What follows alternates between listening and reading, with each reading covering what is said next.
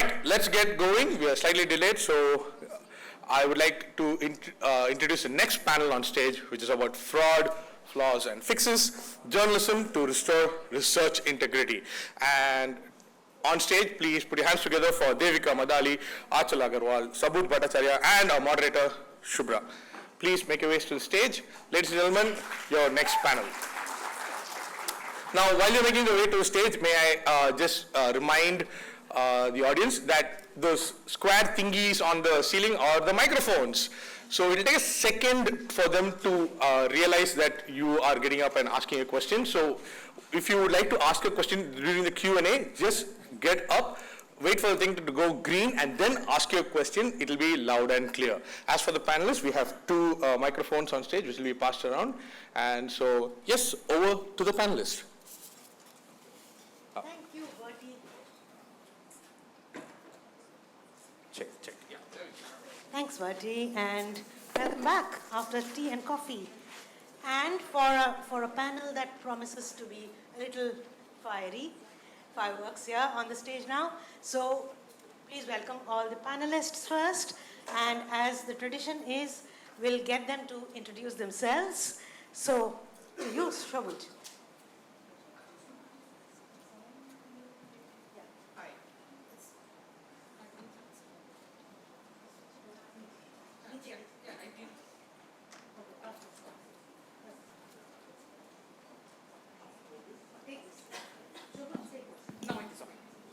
Hi, good morning. So my name is Shobuj. I work as a research ethics and integrity officer and scientist at BRIC INSTEM.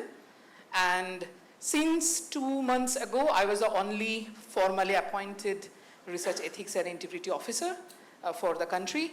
And now recently joined by my colleague in the same campus as research ethics and integrity officer. So I'm really excited to be here full of people who are really interested in talking about research ethics and integrity. Otherwise, the life is quite lonely there. Hi, I am Devika Madali. I am director InflibNet. For those who don't know what is InflibNet, it's a mouthful. Information Library Network of India. We are a part of UGC and we are located at Gandhinagar. InflibNet does a whole lot of things for networking university, academic as well as scientific libraries in the country. But I think why I am included here is because we do a majority of the work for NIRF, which is a ranking for India ranking framework. And I'll be happy to share my own opinions and experience on this panel. Thank you. Hello everyone, my name is Achal Agarwal. I'm the founder of India Research Watch. A lot of you probably don't know about India Research Watch. So it's an organization which works on research integrity, right? So our main focus is to reduce research misconduct in India.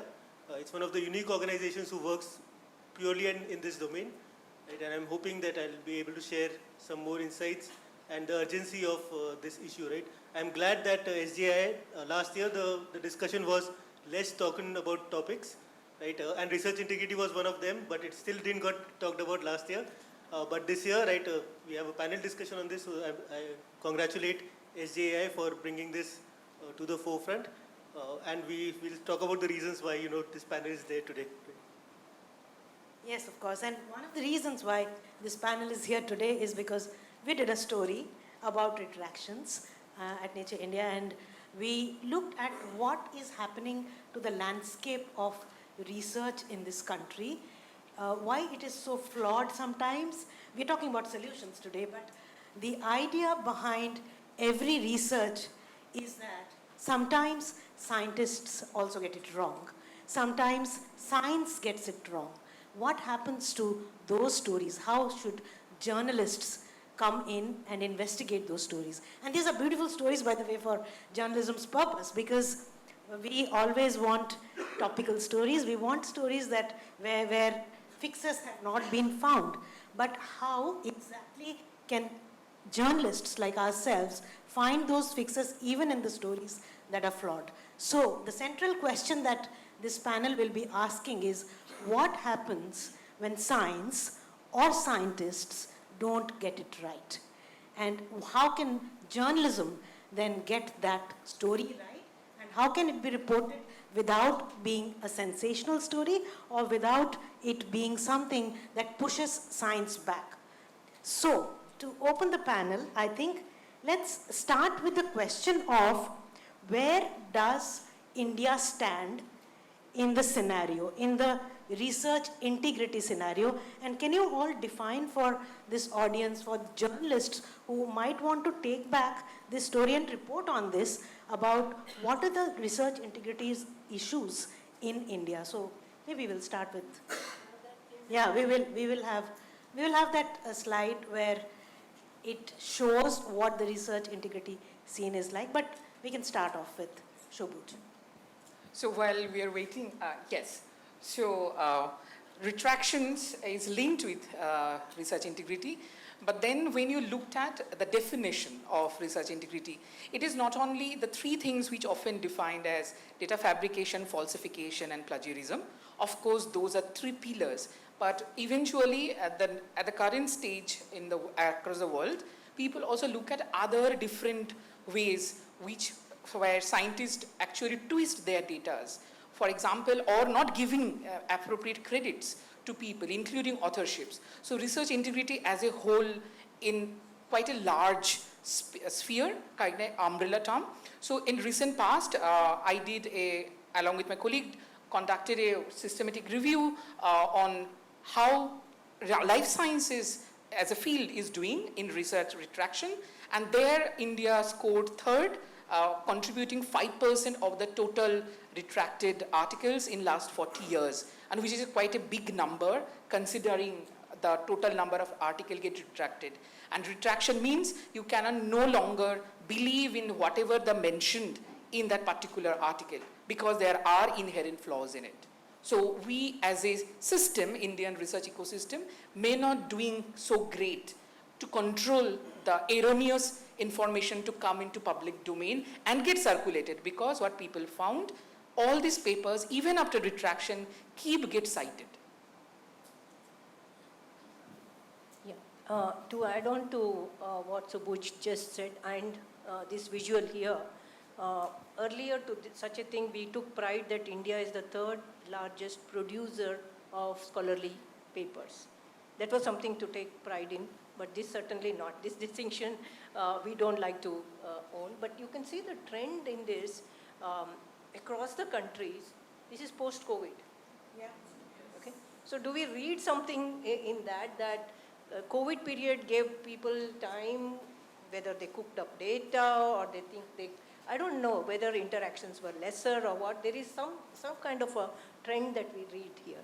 So the point I'm trying to make is how scientific research should be responsible. This is what we have to look at.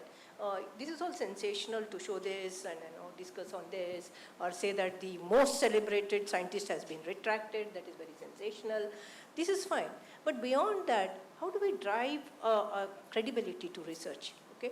If this trend continues, then maybe in a few years, India's key scientific outputs, maybe for pharmaceuticals, maybe of others, they won't be trusted. This is where that leads us. This is about research, tomorrow it's about solutions, and day after tomorrow it is about trust in the international scenario. So this is where my concern as an individual lies. And my concern as director in FlipNet, I'm also, as I told you, responsible for certain the workflows that leads to something like NAC in the country, something like NIRF. And these, I can say on a day-to-day basis, I get so many queries. Dear Achal also sends, and his colleagues also send. And so many queries about, is InflipNet very sure about this data? Are we putting our stamp behind it? And these kind of very practical questions I have to face. So these are the practical challenges. I can't say I have answers, but these are certainly the challenges. Right. My take on this is very different from the others. Right. So the reason I started India Research Watch, I was a professor at a private university. Right, and I saw that a professor was telling his student to plagiarize the paper, a first-year student, right, to plagiarize a paper. Right? He came to me and he said, sir, I've written a paper. I'm like, how did you do it? He said, it's very easy, sir. Take a paper, pass it through a paraphrasing software, so Quillbot, Grammarly, these kind of things. Right? Then pass it through Turnitin, which is a plagiarism check, If it's less than 13%, that's it, paper done, published. Right? And I told him, do you realize this is not this is still plagiarism? He was like, no sir, the plagiarism software said it's not plagiarism, so it is not plagiarism, right? So that's when I realized that, how deep it has gone, right? Initially I used to be like most other scientists, that there are people doing fraud, I don't want to waste my time doing that. But I realized that our education, right, is getting spoiled because of that. I've heard so many universities forcing their undergrads to write papers, right? Undergrad writing paper is very, very rare, right? Even in the best institutes, right? I've studied in ISI, CMI, right? Very rare that an undergrad student writes a paper, right? And you have some universities boasting that on an average, our students, undergrad students write 6 papers, and we have one person who has written 25 papers, right, during his undergrad, right? Now, why is this happening? Right? If you see the graph again, can we show the graph again? Right? Just to show you that the main reason for this are the rankings, right? So NIRF started in 2016, right? And you see the peak, right? It comes 2 years afterwards. Why 2 years afterwards? Because retractions, right, take a long time, right? So when we work as sleuths, right, if we find some error, we have to write to the institute, we have to write to the journal takes its own sweet time, right? And on an average, it takes about 2 years to get an article retracted, whereas to publish an article, it probably takes lesser time, right? So retractions are just the tip of the iceberg, right? There are a lot of articles which should be retracted, which have not been retracted yet, right? This is just a signal that we are seeing, right? But the actual cases of fraud in India is much, much higher than this, right? So don't be fooled by saying only 500 articles in India had problems, right? We are publishing 1 lakh, 500 articles, big deal, but actually 500 is actually maybe 5,000 or 15,000, right? And that is something that we should be careful of. And rankings are like the major driver for this. You go to any university, right? Professors have point systems, right? So if you publish 5 papers in a year, you'll get X number of points, right? If you publish patents, you'll get X number of points, right? All this is feeding into this frenzy, right? And retractions till now did not matter, right? So till now I could publish 100 papers. Even if I have a retraction, nobody cares, right? I don't get penalized, but I get promoted, I get felicitated, right? Only this year, NIRF has started with the retraction penalty, right? It should have started a couple of years back, right? But at least they have started it this year, and that is an acknowledgement of the fact that there is a issue, right? It took us 1.5 years, right, just to convince people that there is a problem, right? I kept putting out these graphs, right? Nobody was convinced. So the reason why we see more interest in research integrity right now is because of that retraction penalty, right? Once that penalty came in, now institutes care about it, now media cares about it, right? Last year there were about, I could count on my fingers the number of articles on research integrity. This year every week we see at least 1 article, right? So the journalists who are here, the young journalists, if you're looking for some topic to work on, right, this is a field which is very underexplored. I can give you tens of stories, right, just this afternoon if you want to work on, right? So, yeah, this is something which is not reported, and I hope it gets reported more nowadays. That's a fantastic start to what fraud and flaws mean in the title. What I would like to know, you are a science sleuth or research integrity sleuth. You are the detectives. You detect where the data is manipulated, where pictures are manipulated, where I want to know what exactly the landscape is like. What is being done? Is it just plagiarism and data manipulation and image manipulation, or is there more to it? As journalists, we would like to know exactly what are the kinds of things that scientists can manipulate and then leave us in a lurch. Okay, so of course what you explained, there are various ways people do change, manipulate things. But I think the first thing they manipulate is shifting the responsibility. So in case you get detected, you should not be the person, get pointed out. To do that, people, I know for sure, because I'm aware, I'm part of those investigation committees, there are places where people have created 28 Gmail IDs for publications, and then when the publications go up and it's copy and pasted from other published document, it picked up, publication house reach out to the university saying this is not acceptable. It's not yet published, it is still in under review. Investigation committee came into picture and they asking the PI, why you have this many number of Gmail IDs, 28? He says, oh, people really like me And they create it, my student, I cannot help it. And the investigation committee then find out this is a very lame excuse. The person lost the job. Very next day or the same week, the person got another job in a different university nearby because that university only believed in the tag of the particular person belongs to top 2% of the world scientists. Now they are not focusing on what is this top 2%, how it get calculated. So there are various different ways it is actually infiltrated the research ecosystem. So in my research institute, which is INSTEM, apart from doing the plagiarism, we actually try to educate our student and the faculties that first thing first, these Turnitin is not a plagiarism software. It's merely give you similarity. And people get confused because of the UGC notification, which is a gadget, which says this much to this much of the numbers is acceptable. The problem, for example, if you are in life sciences, you have a certain kind of experiment, say a particular enzyme being incubated in particular temperature for this many number of hours. How many ways you can write it? Of course, your method section will come up as so-called plagiarized. But most of the journals have now the background that, okay, it is not plagiarized. So they focus more on the introduction or the discussion section, right? So this kind of information, we try to teach our students, be mindful how to interpret it.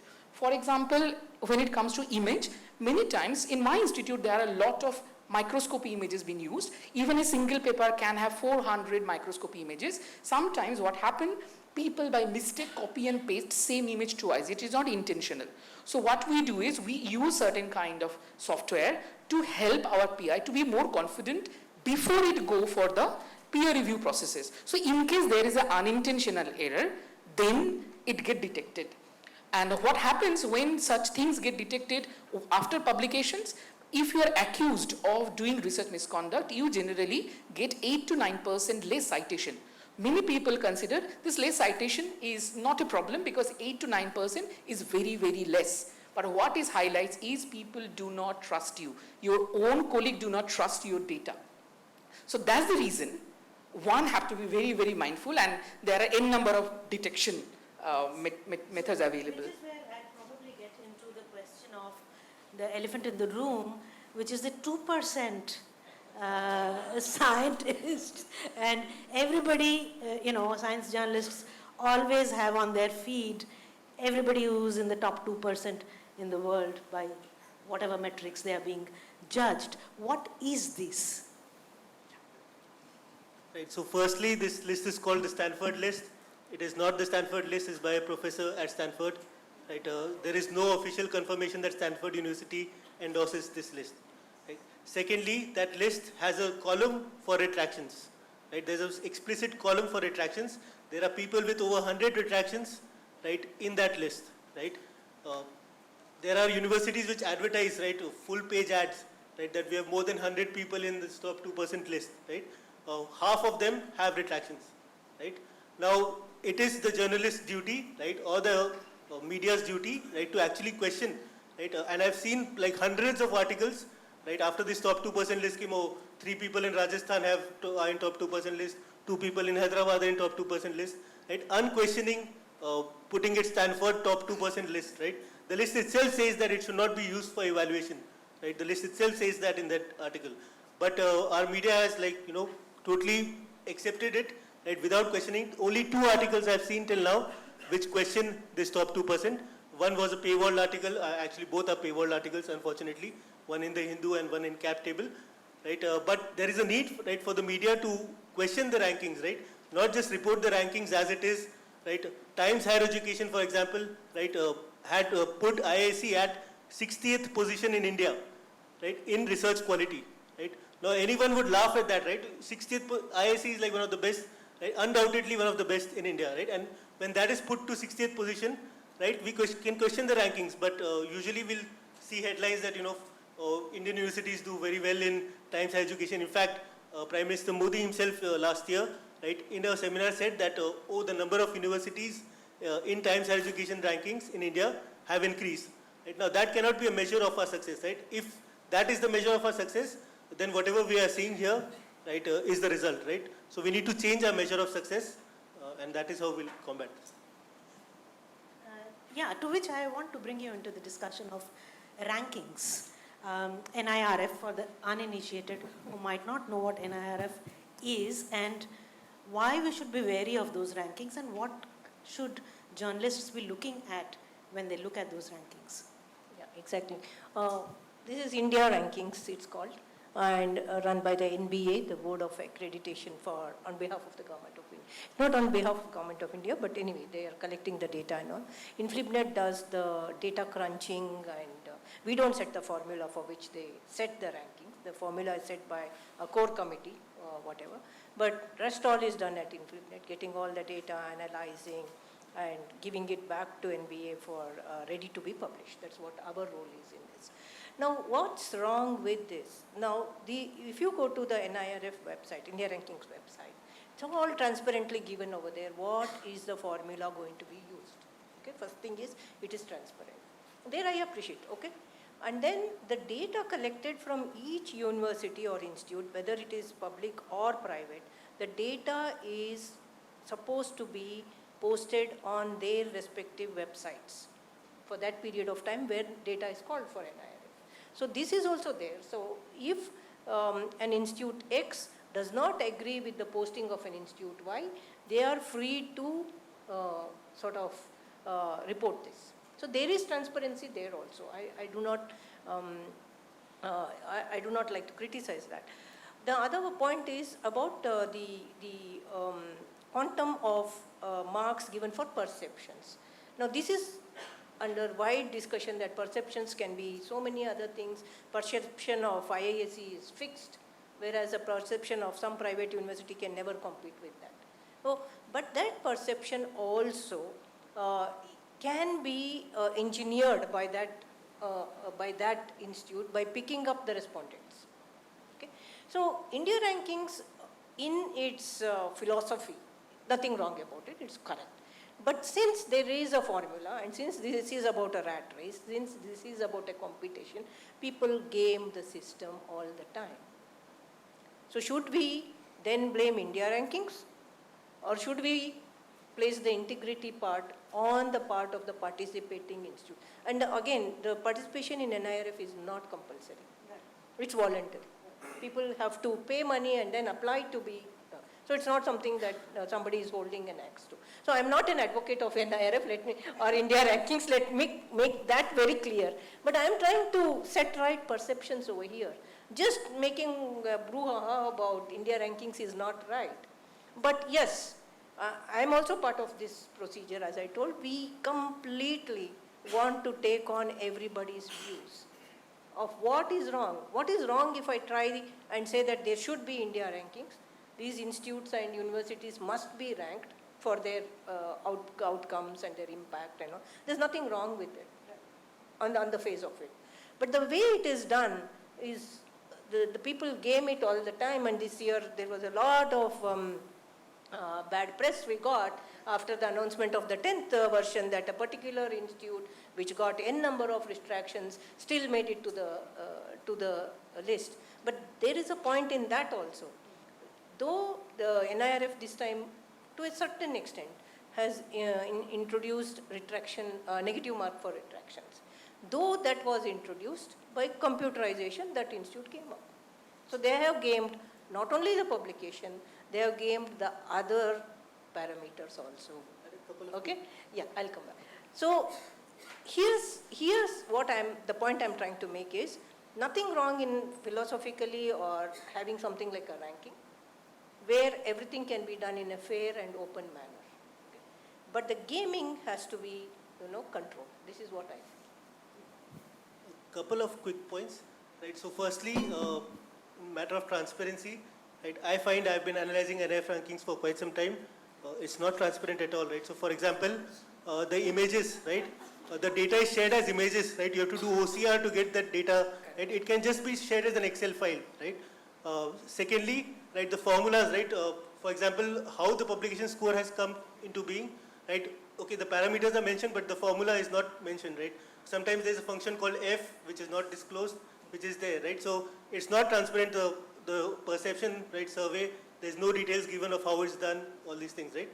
So firstly that, and secondly, right, gaming will happen, right? There is no perfect rankings. In fact, THE, QS rankings are worse, way worse than NRF rankings when it comes to India, right? But NRF rankings have not changed in the last 10 years, right? The parameters have not changed, right?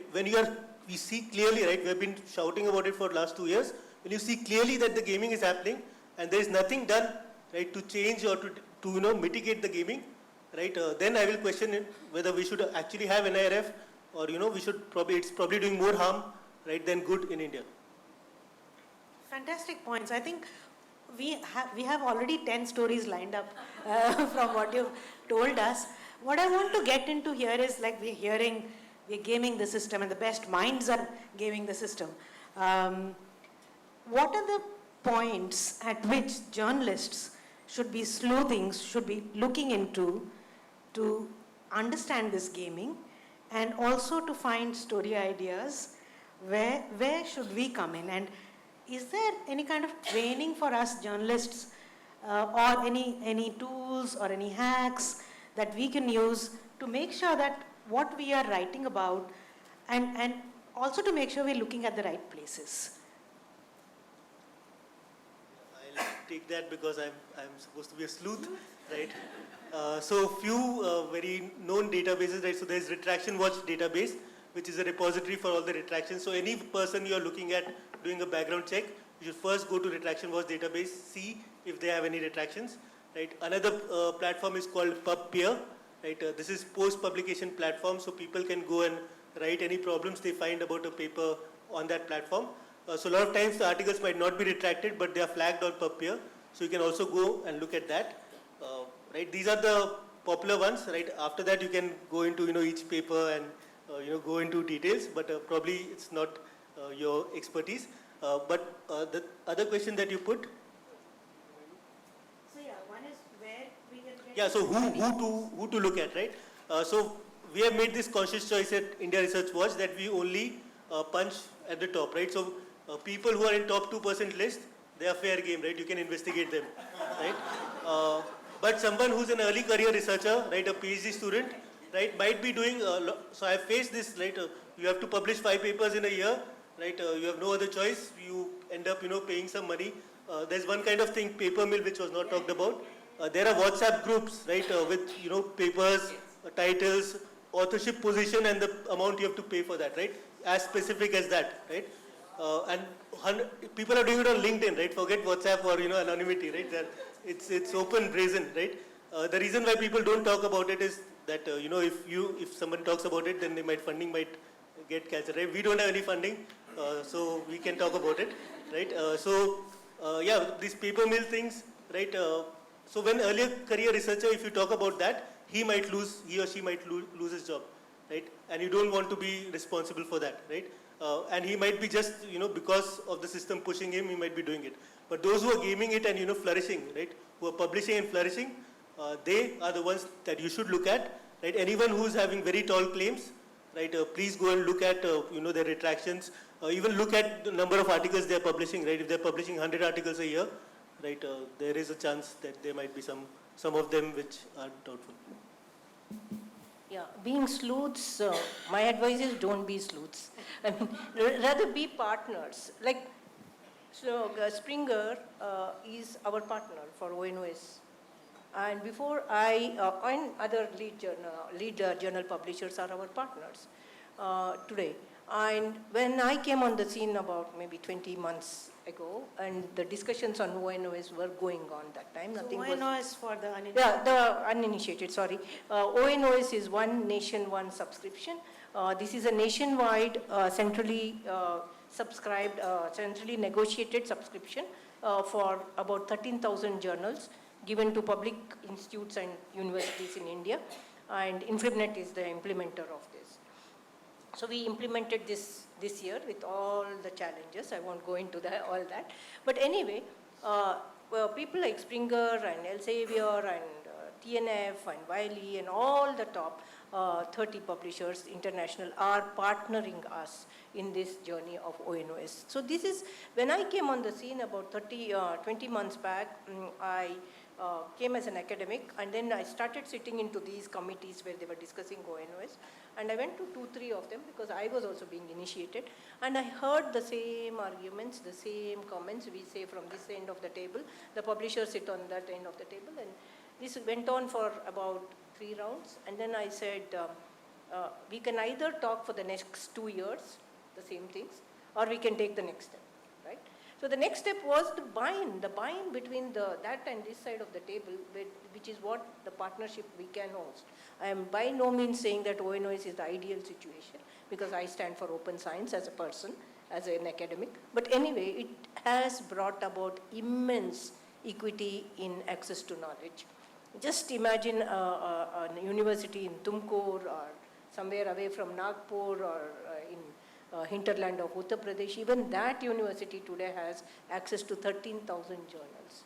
So this is where I appreciate the partnering of the publishers rather than sleuthing. Right. Yeah, just before you come in, Shobhuj, I think what we have here is an idea that the government is wanting to partner. It may not seem so easy for you, Achal, but I feel the pulse. I do understand where you're coming from. But at the same time, I feel that this kind of partnership between people, and you are the first of the many, I hope, research integrity officers that will be posted in government or scientific institutes, just to make sure that everything is above board. You also mentioned the almost like a Robin Hood approach to who you can, who's fair game, and hit at the top. So what I want to bring in as a closing, and I want to give the audience time to ask questions, because this is a really volatile topic and we want as many questions as possible. Any final words you have? Yeah, so I just thought to just point out that Papier, which Achal says, of course, it's a good database to look at, but remember, it is not peer-reviewed. And what happened in recent past, if you have grudges on, one scientist have grudge on somebody else, it is anonymized. And people put unsubstantiated claim in Papier just to malign somebody else's, because you cannot look at the IP address of the other person. So when you look at those information, look at with a pinch of salt. Whereas retraction watch is linked to the fact that it's already been retracted. So there is not much confusion about it. So just be very mindful. Yeah. Okay, questions? Shreya. Lovely panel. All right, lovely panel. Thank you so much, everyone. Such great thoughts. I basically had a question where research, there could be intentional and unintentional mistakes.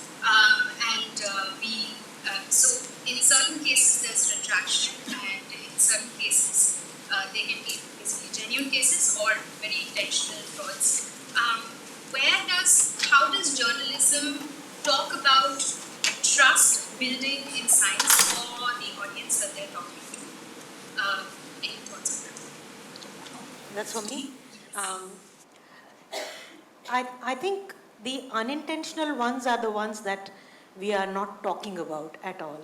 Because like he said, and I go back with the Robin Hood approach again, is that there are people who are gaming the system intentionally, and as journalists, we are watchdogs. We want to bring to the notice of people from whom it may escape that there are people intentionally doing this.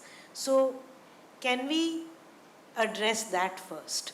So my first stop would be the people who, as a journalist, would be the people who are frauds. Let's just put it that way, or flawed. And then we come to the fact that, and Retraction Watch actually has a very nice database where they say why the paper was retracted. It's not always the case with other databases, but in Retraction Watch you can find out why a certain paper was retracted. So for me, if a paper has multiple problems and it is from the director of an institute, that is the first one I'm going to pick, right, as a journalist. So, and then comes the ones that may not be so newsworthy, if I can use that word. Does that answer your question? In part. Yeah, okay.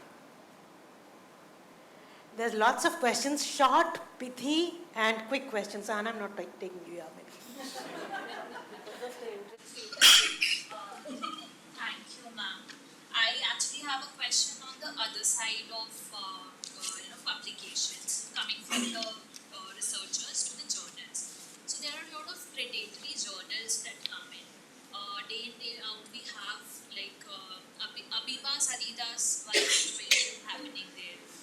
Journals claiming to give you open access or low fees or no fees for open access or any other claims claiming to be top journals and approaching anyone literally even out of the scope of their We got to the question. journal topic. Yeah, sorry. So what kind of measures are we taking for that, for curbing those kind of predatory journals? Yeah, especially for the new and second part of this, is there any way to spread awareness about this, especially to the new researchers? So I'll just quickly say one thing, that peer review does not mean anything anymore, right? If an article is peer reviewed, it does not mean that it is sure that, On the other end of the spectrum. right? It's like, it doesn't mean anything. Don't No, so so if you say that this article is peer reviewed, hence we can believe on it, that is no longer true, right? Predatory journals, for example, Scopus indexes a lot of journals which are predatory, right? We keep writing to them and they take their own sweet time to remove it. Recently they removed journal 1049 articles, mostly of Indian authors. That's 3 crore of Indian rupees wasted, right, on that journal, which was later delisted. Now Scopus takes its own time. Curious. No, it's not Curious, it's someone else. Curious was also recently delisted by Web of Science. A point being that predatory journals might be Scopus indexed, might actually be Q2 or all these terms that you use. They might actually be there, right? So predatory journals, and there is no label, right? I cannot say journal X is predatory because then I'll have a lawsuit against me, right? So Beale's list was there. Librarian created this list in 2017. All the publishers, sued him, and he was like, okay, I'm out, right? So there is no predatory list, journal list, and so don't believe anything, just because it's Scopus index. You have to do your research, right? You can contact me, I'll help you out.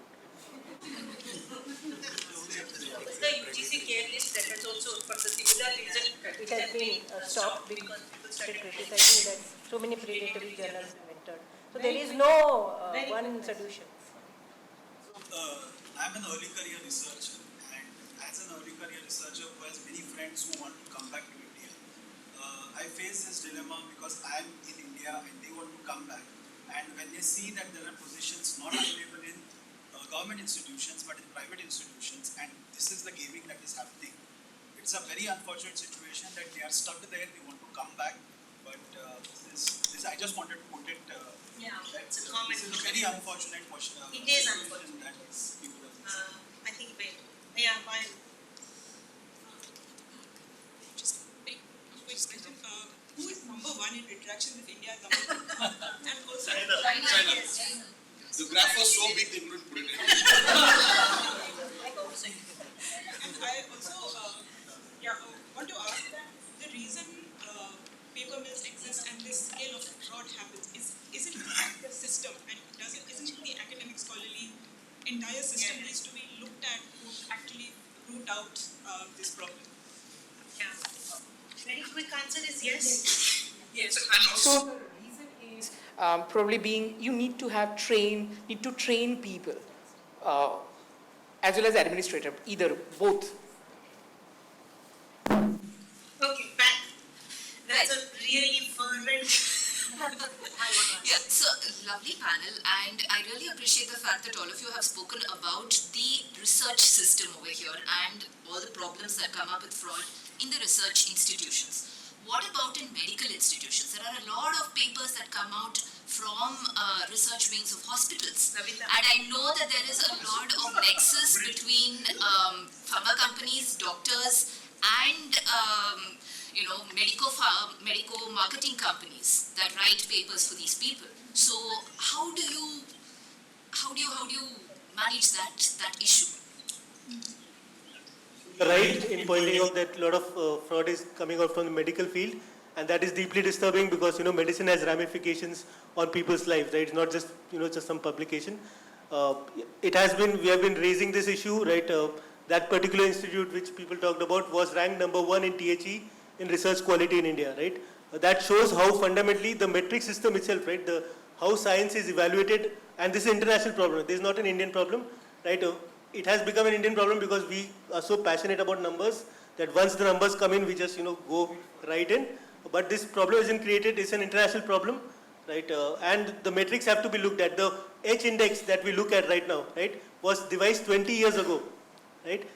That was the only innovation they have done in metrics, which is being used. And H index is just the square root of citations. There's a paper, saying that U is highly correlated, right? So it is not even a new metric, it's just a square root of the old metric, right? Even the new metrics, FWCI, right, is a flawed metric, right? It is the reason why that institute is #1 in THE, because they're using that metric, right? Its field-weighted citation index sounds very fancy, but it is definitely not working, right? So, yeah, that is the main issue, and metrics has to be looked at, and that we need the scientometric community of the world, right, to come together. I went to a scientometric conference. They are blissfully unaware of all the research misconduct happening because they are sitting in the West. They don't see, what's going on in our countries. Okay, last question, and then you could hound them. Okay, Sangeeta. Wondering if the panel can shed some light on research that is being published in languages. All this we've discussed is about English journals and English publications, which means we have a decent system to, check the integrity. So I was wondering what the panel thinks about research published in other languages. Would we have a system even to check integrity of those research findings? Very quick answer is Probably the internationally French publish in French, Chinese publish in Chinese language, they have been caught.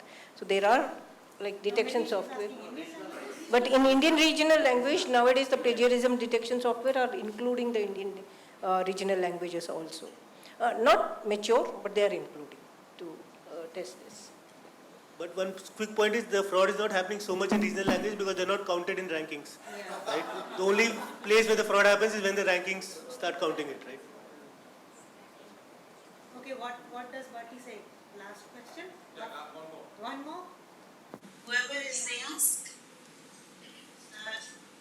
Okay.